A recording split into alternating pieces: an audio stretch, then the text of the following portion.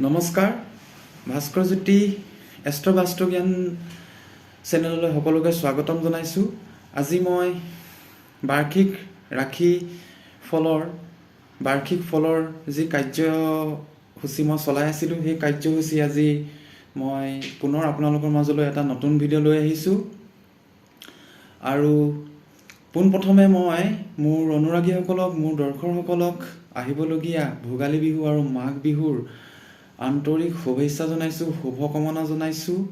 সকলোৰে এই ভোগালী উৎসৱ যাতে মংগলময় হয় তাৰ আশা কৰিছোঁ। আৰু মই মোৰ আজি নতুন ভিডিঅ'টো আপোনালোকলৈ আগবঢ়াব লৈছোঁ। আজি মই পোনপ্ৰথমে আৰম্ভ কৰিম তুলা লগ্ন বা তুলা ৰাশি জাতক জাতিকাসকলৰ 2024 বৰ্ষটো কেনেদৰে যাব। ইতিমধ্যে মই 6টা লগ্ন আৰু 6টা ৰাশিৰ বিষয়ে কৈ আহিছোঁ।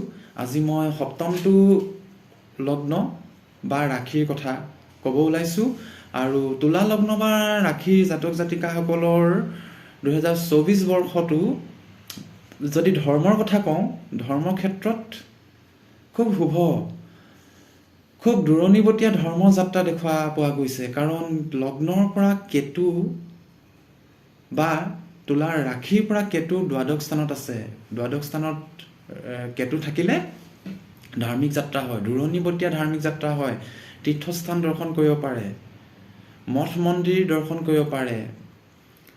অসমৰ পৰা বাহিৰত হওক বা অসমৰে নিজৰ ঘৰৰ পৰা দূৰত গৈ ধাৰ্মিক স্থান দৰ্শন কৰিব পাৰে। খুব ভাল ধৰ্মৰ ক্ষেত্ৰত।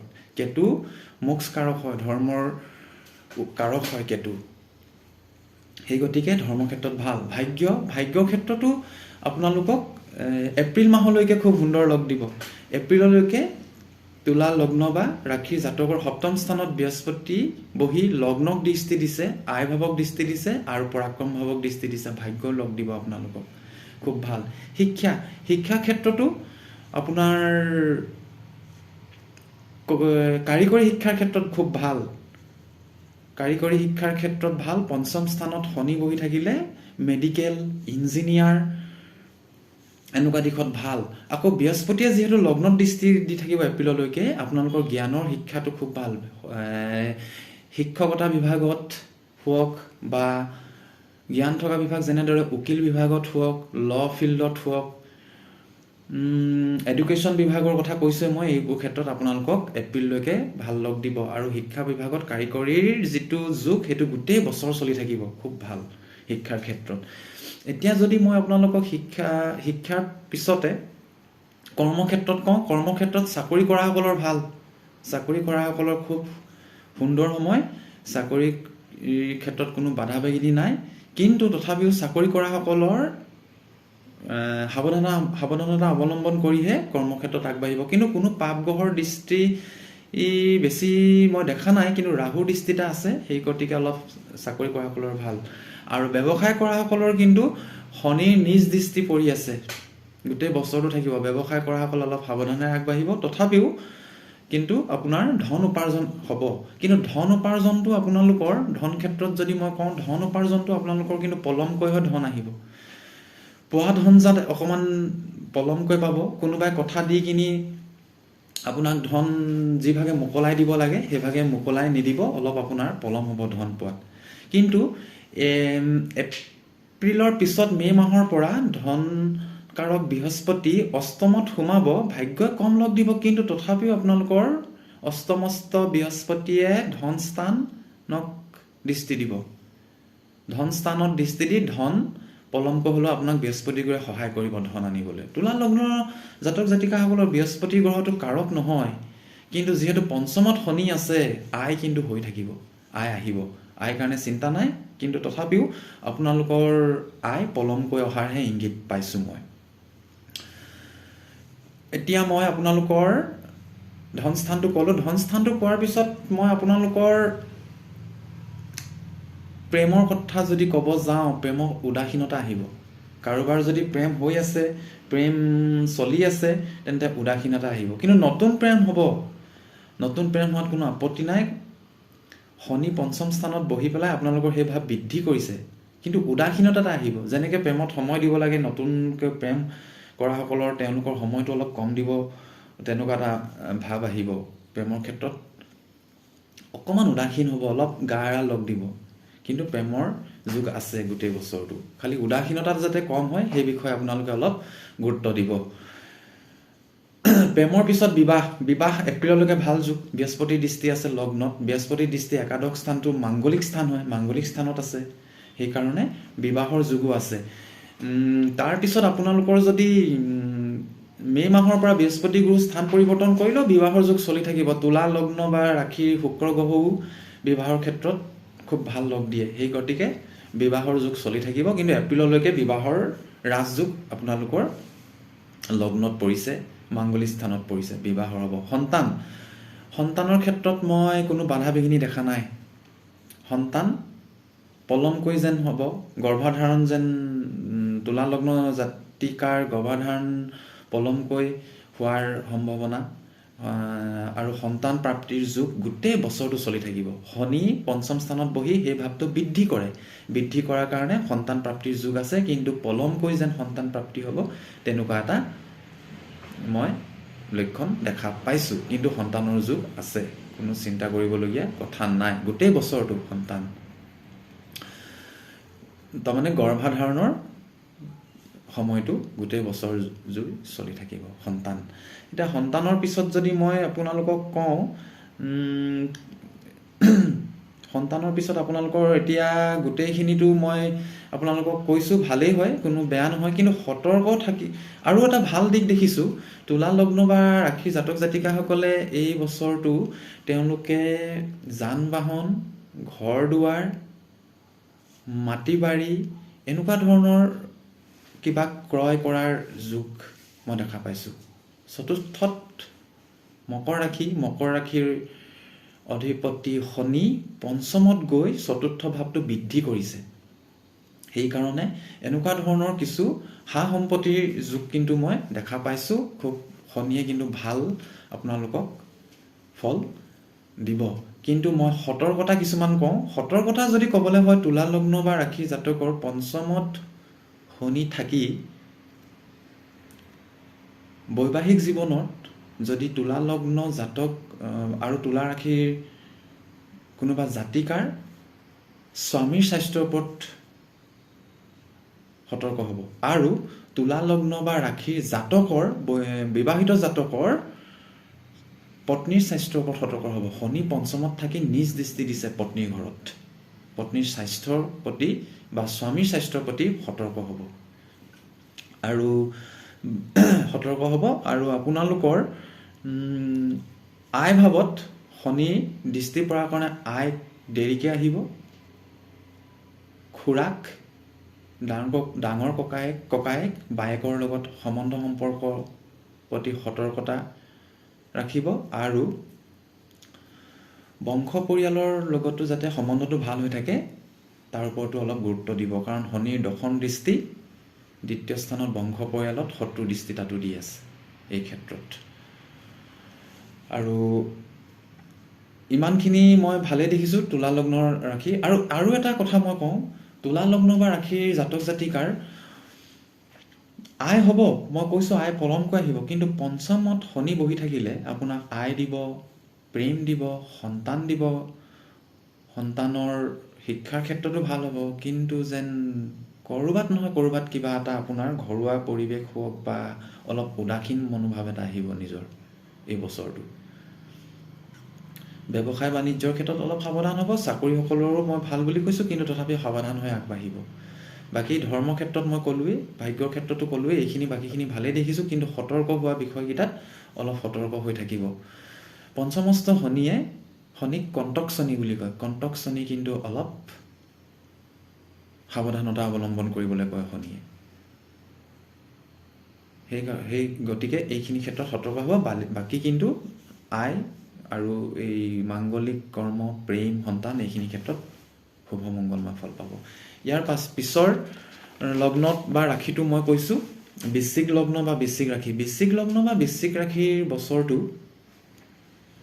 খুব এটা সুবিধাজনক মই দেখা পোৱা নাই। তথাপিও কোনকেইটা বিষয়ত ভাল হ'ব আৰু কোনকেইটা বিষয়ত সতৰ্ক হ'ব লাগিব সেই বিষয়ে মই আপোনালোকক মই জনাম এতিয়া, আপোনালোকে যাতে গুৰুত্ব সহকাৰে শুনি যায়। ধৰ্মৰ ক্ষেত্ৰত সতৰ্ক হ'ব। ধৰ্ম কৰক, কিন্তু সতৰ্কতাৰে কৰিব। ধৰ্মকাৰক খুব ভাল স্থানত নাই, তথাপিও ধৰ্ম কৰি যাবলৈ চেষ্টা কৰক, ধৰ্মৰ লগত জড়িত থাকক। ভাগ্য, মে' মাহৰ পৰাহে যাতে ভাগ্যই লগ দিব। বৃহস্পতি গুৰু সপ্তম স্থানত বহি লগ্নক যেতিয়া দৃষ্টি দিব, মে' মাহৰ পৰা ভাগ্যই লগ দিব। ভাগ্য বৰ্তমান কিন্তু আপোনাৰ ইমান এটা শুভ ফল দিয়া নাই এপ্ৰিলৰ শেষলৈকে। মে'ৰ পৰা ভাগ্য অকণমান যেন আপোনাক লগ দিছে, তেনেকুৱা এটা মনোভাৱ আহিব, বা নিজেও কিবা এটা ইয়াৰ ইংগিত পাব। শিক্ষা ক্ষেত্ৰত যদি কওঁ, শিক্ষা ক্ষেত্ৰত খুব এটা শুভ ফল বা সময় নহয়। ৰাহু পঞ্চমত বহি আছে, মানসিকভাৱে শিক্ষাৰ লগত জড়িত হ'ব দিয়া নাই, মনোযোগটো কম হ'ব শিক্ষাৰ ক্ষেত্ৰত। সেই গতিকে পঞ্চমস্থ ৰাহুৱে শিক্ষাৰ পৰা অলপ বিচ্ছিন্ন কৰিব বিচাৰে। সেই গতিকে শিক্ষাৰ ক্ষেত্ৰত অলপ মনোযোগ সহকাৰে আগবাঢ়িবলৈ চেষ্টা কৰক। গোটেই বছৰটো কিন্তু শিক্ষাৰ ক্ষেত্ৰত আপোনাক অলপ ৰাহুৱে আমনি কৰিব, বাধা বিঘিনি দি থাকিব। পঞ্চমস্থ ৰাহু শিক্ষাৰ ক্ষেত্ৰত অলপ পলম কৰায়, বাধা বিঘিনি হয়। এনেকুৱা ধৰণৰ ফল ৰাহুৱে দিয়ে শিক্ষা ঘৰত বহিলে। শিক্ষাৰ পিছত যদি এতিয়া মই কওঁ আপোনালোকক কৰ্মস্থান আপোনাৰ মে'ৰ পৰাহে অলপ ভাল। মে'ৰ পৰা ভাল হ'ব। আই ভাৱত বৃহস্পতি গুৰু যেতিয়া সপ্তমত সোমাই আই ভাৱক দৃষ্টি দিব, আইৰ দুৱাৰ খোল খাব। লগ্নক দৃষ্টি দিব, শৰীৰো কিবা এটা আপোনাৰ আগবাঢ়ি যাব কৰ্ম কৰিবৰ বাবে। আৰু তৃতীয় স্থানত দৃষ্টি দি আপোনাক পৰাক্ৰমো বৃদ্ধি কৰিব। সেই গতিকে মে'ৰ পৰা যিহেতু বৃহস্পতি সপ্তমত সোমাব, আৰু সপ্তমত সোমাই মে' মাহৰ পৰা ধন আৰু দ্বিতীয় আৰু পঞ্চমৰ স্বামী হয় বৃহস্পতি গুৰু। দ্বিতীয় আৰু পঞ্চম স্থানৰ স্বামী হয় সপ্তম স্থানত বহিলে ব্যৱসায় ক্ষেত্ৰতো কিবা এটা আপুনি যোগাযোগ সম্ভৱত পাব, ব্যৱসায় ক্ষেত্ৰতো আগবাঢ়িব পাৰে। আৰু চাকৰি কৰি থকা সকলৰ চতুৰ্থত শনি বহি দশমত দৃষ্টি দিছে। দশম স্থানটো যিহেতু কৰ্মস্থানত শনিয়ে দৃষ্টি দিয়াৰ বাবে চাকৰি কৰা সকলৰ সাৱধান, কাৰণ শনিয়ে সপ্তম দৃষ্টি কৰ্মস্থানত শত্ৰু দৃষ্টি দিছে, সিংহ ৰাশিক চাই আছে। সিংহ ৰাশি শনিৰ শত্ৰু ৰাশি হয়। সেইকাৰণে চাকৰি কৰা সকলোৰে অলপ সাৱধানেৰে যাতে আগবাঢ়ে, তাৰ বাবে মই সতৰ্ক কৰি দিছোঁ। বেপাৰ স্থানৰ মই কথা ক'লোৱে, চাকৰি কৰা সকলৰ কথা ক'লোঁ মই। এতিয়া প্ৰেমত মতভেদ, যিদৰে শিক্ষা পঞ্চম ঘৰৰ পৰা চায়, প্ৰেমকো সেই পঞ্চম ঘৰৰ পৰাই চায়। সেই পঞ্চম ঘৰত মই ক'লোৱেই ৰাহু বহি আছে। ৰাহুৱে মতভেদ কৰে, প্ৰেমত বিচ্ছিন্ন কৰে, নতুনকৈ প্ৰেম কৰিব গ'লেও বাধা বিঘিনি পায়। কিন্তু প্ৰেমিক প্ৰেমিকাসকলৰ কিন্তু ঘপককৈ নীতি নিয়মৰ বাহিৰত গৈ ঘৰুৱা সদস্যাক নজনোৱাকৈ কিন্তু বিয়া কৰি ল'ব পাৰে বহুতে। যিটো বিয়া আমি সামাজিক বিবাহ নহয়, অলপ নিজৰ ইচ্ছামতে বিবাহ কৰি ল'ব পাৰে, তেনেকুৱা এটা যুগো চলি আছে। সেই গতিকে বিবাহো হ'ব, কিন্তু বিবাহ সমাজৰ নীতিৰ বিৰুদ্ধে গৈও হ'ব পাৰে, আৰু ঘৰুৱা সদস্যাক নজনোৱাকৈ হ'ব পাৰে, প্ৰেমত বিচ্ছিন্ন হ'ব পাৰে, নতুন প্ৰেম কৰিব গ'লে সেই প্ৰেম সফলতা অৰ্জন নকৰিবও পাৰে। এনেকুৱা ধৰণৰ ভাৱ প্ৰেমত দেখাইছে। বিবাহৰ যুগটো আপোনালোকৰ মে'ৰ পৰাহে আছে। এতিয়াও বিবাহ কৰিব পাৰে, কিন্তু মে'ৰ পৰা আপোনালোকৰ বিবাহৰ ৰাজযোগ চলিব, কাৰণ বৃহস্পতিৰ দৃষ্টি লগ্নত পৰি গ'লে বিবাহৰ যুগ আহি যায়। সেইকাৰণে ভাল যুগত যদি বিবাহ কৰাম বুলি ভাবিছে, মে' মাহৰ পৰা বিবাহৰ ক্ষেত্ৰত আগবাঢ়িব পাৰে, তাত কোনো বাধা বিঘিনি নাই। সন্তান গৰ্ভাধাৰণৰ গোটেই বছৰটোৱে ভাল সময় নহয়। পঞ্চমৰ পৰা গৰ্ভাধাৰণো চায়, যিদৰে শিক্ষা প্ৰেম চায়। পঞ্চম স্থানৰ পৰা লগ্ন বা ৰাশিৰ পৰা, বৃশ্চিক লগ্ন ৰাশিৰ পৰা পঞ্চমৰ গৰ্ভাধাৰণৰ স্থান হয়। ৰাহু বহি আছে, ৰাহুৱে গৰ্ভাধাৰণৰ ৰাজযোগ নিদিয়ে। সেইকাৰণে এই বছৰটোত গৰ্ভাধান হ'ব, কিন্তু গৰ্ভাধানৰ ৰাজযোগটো নাপাব। ৰাজযোগৰ কাৰণে অপেক্ষা কৰিলে এই বছৰটো গৰ্ভাধানৰ যোগ নাই বৃশ্চিক লগ্ন বা বৃশ্চিক ৰাশিৰ জাতক জাতিকাসকলৰ। গৰ্ভাধাৰণৰ পিছত মই এতিয়া আপোনালোকৰ বিবাহৰ কথাও ক'লোঁ। এতিয়া আপোনালোকক মই আৰু এটা ভাল কথা কওঁ মই আপোনালোকৰ বৃশ্চিক লগ্ন ৰাশিৰ জাতক জাতিকাসকলৰ চতুৰ্থত শনি বহি আছে। যান বাহন, ঘৰ দুৱাৰ, খেতি বাতি, কৃষি কৰ্ম এনেকুৱা ক্ষেত্ৰত আপোনালোক আগবাঢ়িব পাৰে।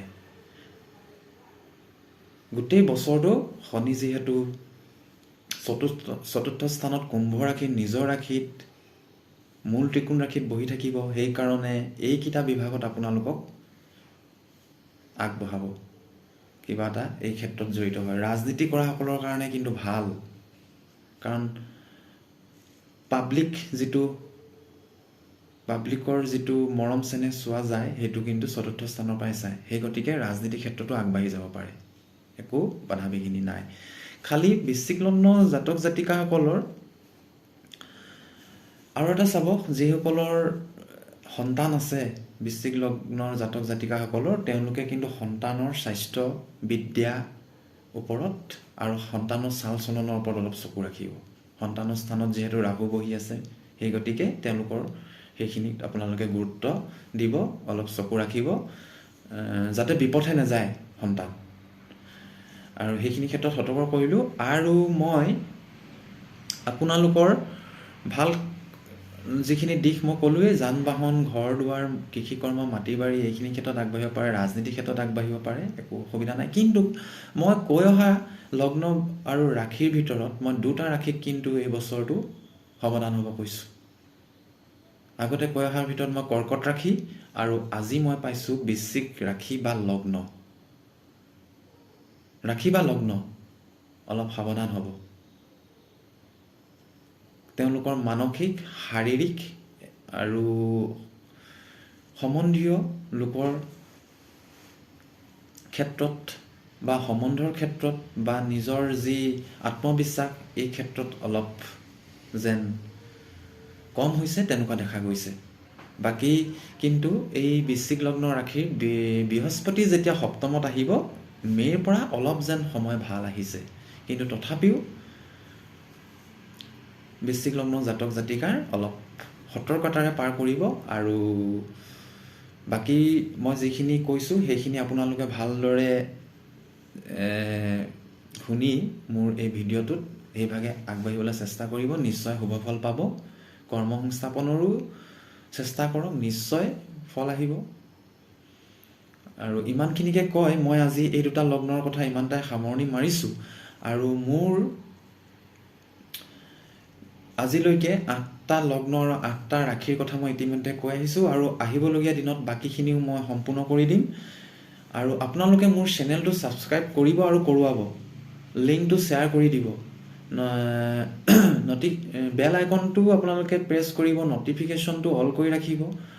আৰু আপোনালোকৰ সহায় সহযোগিতা মই পাইছোঁ। আপোনালোকৰ মোৰ এই ভিডিঅ'ৰ প্ৰতি, বৰ্ষৰ বাৰ্ষিক ফলৰ প্ৰতি আপোনালোকৰ সঁহাৰি পাইছোঁ। ময়ো নিজকে খুব এই ক্ষেত্ৰত ধন্য মানিছোঁ। আহিবলগীয়া দিনতো এইদৰে আপোনালোকে সহায় সহযোগিতা আগবঢ়াব। মই নতুন ভিডিঅ' লৈ আহিম। নতুন ভিডিঅ' আনিলে আপোনালোকৰ এই লগ্ন আৰু ৰাশিৰ ফলৰ পৰা এই বছৰটো সতৰ্কটো হ'ব পাৰিব। হয়, গোটেইখিনি কথা সম্ভৱত নিমিলিব পাৰে, কাৰণ মই এটা গোচৰীয় ফল হিচাপেহে আপোনালোকক এইখিনি আগবঢ়াইছোঁ। আৰু গোটেইখিনি কথা কুণ্ডলী বিশ্লেষণ কৰিলেহে গম পোৱা যাব। মোৰ ডেছক্ৰিপশ্যনত মোৰ মোবাইল নম্বৰ দিয়া আছে। মোবাইল নম্বৰত আপোনালোকে যোগাযোগ কৰিব। যোগাযোগ কৰি আপোনালোকে কুণ্ডলী অধ্যয়ন কৰিব পাৰিব। উচিত মূল্য গ্ৰহৰত্ন মই যোগাৰ ধৰোঁ। আৰু আপোনালোকৰ যি ধৰণৰ প্ৰতিকাৰ লাগে সেই ধৰণৰ প্ৰতিকাৰ মই দিব পাৰিম বুলি মই বিশ্বাস মোৰ। আৰু আপোনালোকক আজিলৈ মই এই দুটা লগ্নৰ কথা কৈ নমস্কাৰ, শুভৰাত্ৰি।